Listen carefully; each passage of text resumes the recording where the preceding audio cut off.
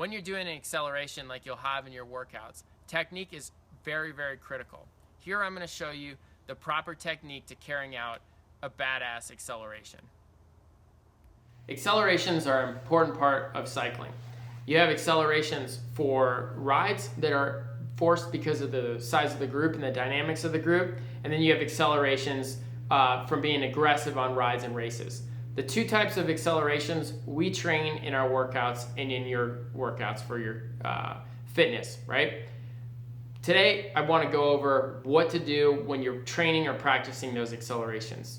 The first thing is anticipate the acceleration. Whether it's in a peloton or it's you attacking yourself, you need to first anticipate it. So you see that acceleration in the workout, you see it coming on the group ride, you know where it's going to happen, right? You can see the terrain changing, you can see the guys ahead of you accelerating or sprinting. So you want to plan for it.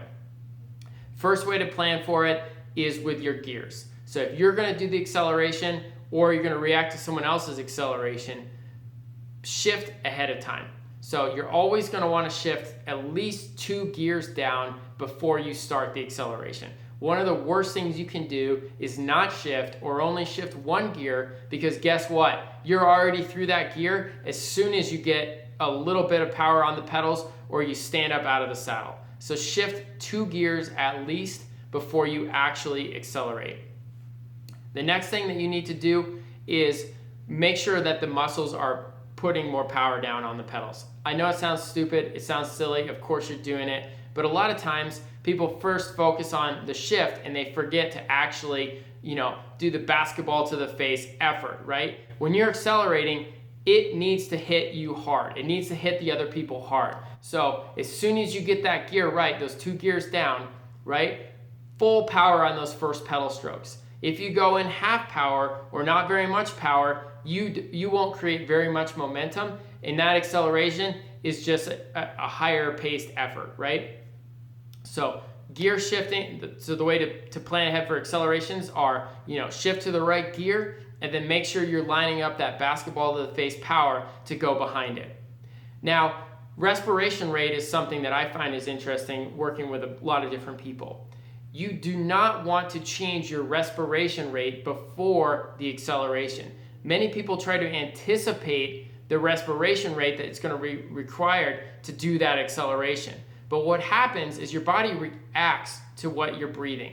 So if you're anticipating the attack or you're anticipating the acceleration with a high respiration rate, your body's going to react to that with a distressed amount of power, right? So you want to have controlled respiration. So those first basketball to the face pedal strokes, right, are strong, solid, secure, confident, things that are related, or your body relates to a deep respiration rate, a controlled respiration rate. So make sure that respiration rate, the change in that is reactive to the acceleration, not proactive.